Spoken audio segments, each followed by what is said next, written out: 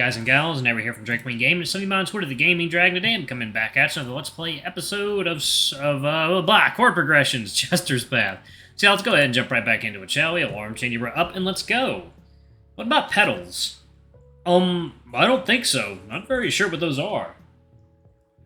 It adds distortion to the guitar's sound. The gentleman on the stage is using a pedal right now. We both pause for a moment to listen to Darrel's playing.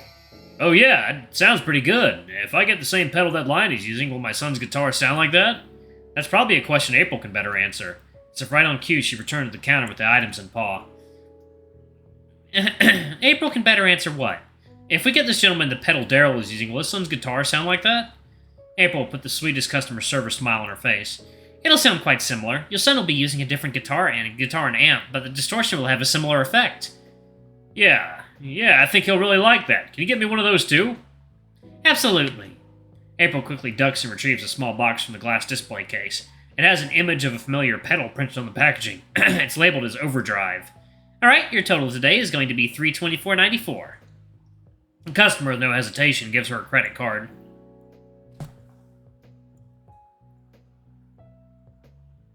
Oh no, one second, y'all. Give me one moment.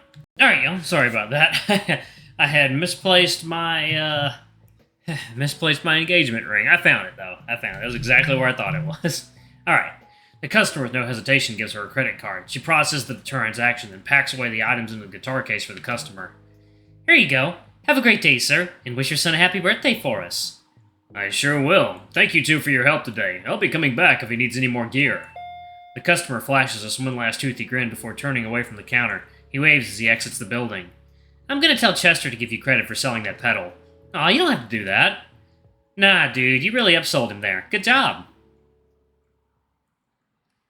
The next hour was spent helping the occasional customer with small purchases.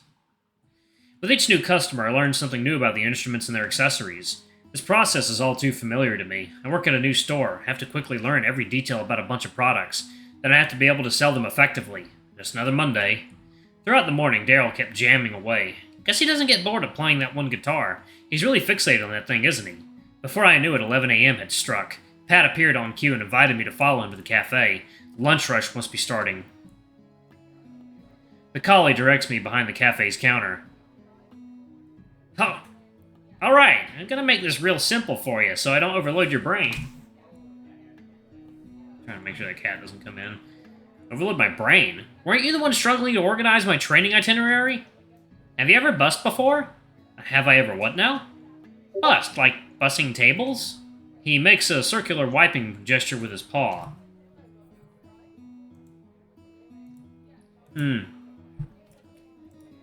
Oh, that is good. Okay. Oh, like clean them and stuff? Yeah, after the customers leave, you gotta clean up after them. Some are nice and use bus tubs on top of the trash cans to put their dirty dishes. Some don't. Overall, you just need to make sure the tables look nice and the bus tubs on the trash cans are empty. This wasn't what I was expecting to do today. I'm feeling a little blindsided by this new task. Oh, okay, yeah, sure, I can do that. We'll get you behind the counter at some point, but I just think it's best to stick with something simple for right now. He gives me a cheeky smile. Well, I'm not a fan of my new task. I'll do what I must to get a paycheck. Pat gives me an apron and shows me the closet where all the cleaning supplies are kept. He gave me the crash course on bussing tables. In no time, we were ready to go. The pace was beginning to pick up, and we were officially busy. Chester arrived to lend a helping paw, too. I found myself pacing around the dining room and kitchen during the rush. The three men behind the counter are taking orders, preparing hot beverages and serving hot food. Glancing at the menu above the counter, it's kind of small. Only about a dozen food items and a dozen drinks as well. I remember reading somewhere that small menus can actually be a good thing. Restaurants that have a brief selection are liable to prepare higher quality food. The smaller the menu, the more time the chefs can focus on perfecting those few menu items. A common ingredient for the sandwich selections is bacon, my favorite. I find myself enjoying turkey in all of its varieties, but the bacon is where it's at. Good lord, it's all I could smell the entire time I was wiping down those tables. This is where my stomach harshly protests my lack of breakfast. It doesn't help that this is hard work, too. I'm really working up an appetite here. There's so much pacing around. Trying to keep up with these customers is a challenge.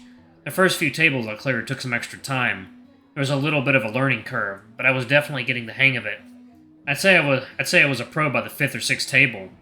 Some customers were really nice and kept their tables reasonably spotless. Others were not as thoughtful and left their tables in shambles. I pressed on regardless. All this moving and lifting has given me a bit of a workout. Those bus tubs situated by the trash cans are often overflowing with dishes by the time I get to them. Peak hour was right at noon. Everything was going at a busy but steady pace. All in all, this isn't the worst. Manual labor at least allows me to shut off my brain for a short time. I'm mostly ignored by all the customers, and that helps keep me on track. At about one, things started to die down. I take a moment to catch my breath in the kitchen. I can see the 3 men on the other side of the window, still catching up on work. Chester and I make eye contact. He puts down what he's doing and glides over to the door. He enters the kitchen and approaches me. Hey, bud, you did great out there. Thanks, I wasn't really expecting to be doing any of this today. Yeah, sorry about that. Usually someone behind the counter handles bussing. We just wanted to get you some exposure to how the cafe runs during lunch. I won't ask you to do this every day. Well, that's a relief. I didn't hate bussing, but I think my talents are best used elsewhere. Things are slowing down, though. Pat can take care of bussing. Why don't you go on ahead and take your break? What about all those dirty dishes, though? Oh, don't worry. I'll take care of it.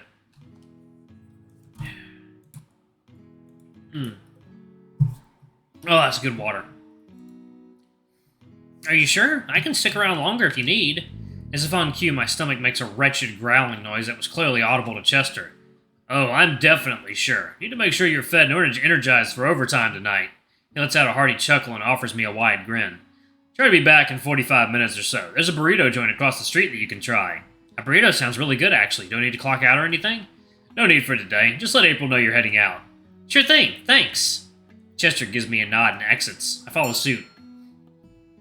Heading back to the front of the house, I'm able to find April quickly. Hey, Chester wanted me to tell you I'm about to head out on my lunch break. I'm gonna try out that burrito place across the street. Great, go ask Darrel to go with you. Well, I was just thinking I was gonna go alone. Nuh-uh, you're new around here, you need to make some friends. Darrel's an okay dude, he kinda needs some new friends, too. Aw, are you looking out for me, April? That's sweet of you. I taunted her in the most annoying and teasing tone I could muster.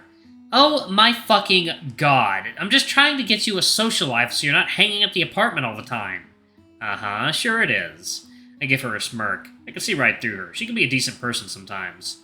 We seek out Darrel on the shop floor and find him still playing that same guitar. Hey Darrel, you hungry? Darrel snapped out of his trance when he was addressed. Oh yeah, sure, where are we going? Can you take Eddie to Pollos Gordos? Oh hell yeah, I love Polos. Darrel then looked perplexed. Just Eddie, though? Aren't you coming? He's the only one on break. I'm here until he gets back. Oh, okay then. The lion looked a tad uncertain. April's really putting him on the spot. Dude, don't be awkward. Eddie needs some new friends since he's new in town. And last time I checked, you could use some new friends too. The lion went on quite a facial journey in response to that statement. He first looked indignant, ready to fire back with a quip, but then he looked a tad dejected. I guess he realized April had some sort of point. He directs his gaze towards me and offers a half-hearted smile. Okay, sure, we can get some Pollos? Pollos? I think it's Pollos. Pollos Gordos. Pollos Gordos. He shuts off the amp, unplugs his guitar, and passes it to April. See you guys in a bit. She departs to put the guitar back in its proper place. Let's get going. It's just across the street. We can walk there. Sounds good. We crossed the street and successfully trekked to Pollos Gordos without incident. We made it there without conversation either. I really couldn't think of anything to save the lion. Now we're here, though. I can at least get the ball rolling by asking about the place. So, what's good here? They have all the Southwest-type food you'd expect. I'd say go for a burrito or a bowl. They prepare the chicken in a variety of ways, so you can pick out what you like. The worker behind the counter took our orders when it was our turn in line. Darrel was ahead of me, and I carefully observed the way he ordered and followed suit. Ordering starts by selecting a dish with your choice of rice, beans, and protein. Then you work your way down the counter, progressively adding toppings at each station. Yep.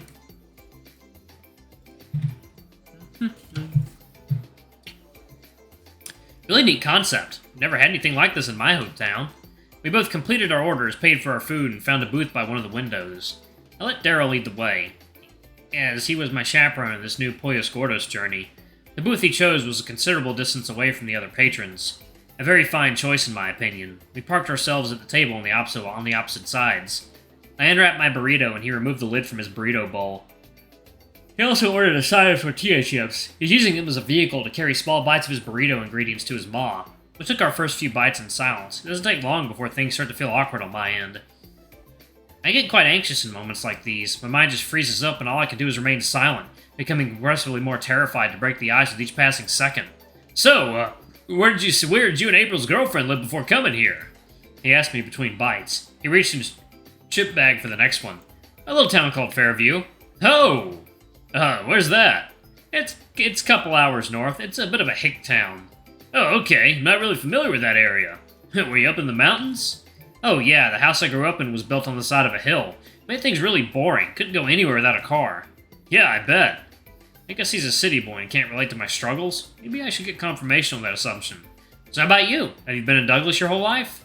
Born and raised. My brother and I grew up here. I used to be a sleepy town when we were kids. But 20-something years later, this place is pretty lively nowadays. Really? Haven't really had much of a chance to explore yet. Oh yeah, the downtown area's been hopping for the past few years. Lots of local businesses, lots of art and music, plenty to do. That's nice. I'd definitely be a change of pace for me. I'd love to see it. Hell yeah, we could totally take you and April's girlfriend downtown one night. We can hit some bars or something. Wow, never done anything like that before, but it does sound exciting. Mariah would definitely agree. That could be fun. He beamed a smile at me. Okay, this conversation seems to be going well so far. My stress levels have died down. It's becoming easier to conjure new topics of discussion. So, you mentioned your brother. Do you have any other siblings? Nah, just Finn, unless you want to count my soon-to-be sister-in-law, Haley. The widest smile I've seen from him yet envelops his face. There's also my baby niece, Rhea. She's 6 months old. Aw, that's a pretty name, isn't it? And tell you what, there's something really special about that little girl. Here, let me show you. He reaches into his pocket to pull out his phone. He presents his lock screen to me. There she is. Isn't she so precious? He continues to impress me with just how much wider his smile gets. His eyes were absolutely beaming with pride. The image shows a jubilated Darrel with baby Rhea in his lap. She's a precious little lion cub with the sweetest smile. You two are so adorable. Yeah, thanks. I can't decide what's cuter, baby Rhea or her Uncle Darrel's obsession with her. Can't blame the guy. If I had a precious being like Rhea in my life, I'd probably be obsessed too. I'd be the best gay uncle. Too bad I don't have any siblings. Alright, y'all. I'm gonna go ahead and pause it right there.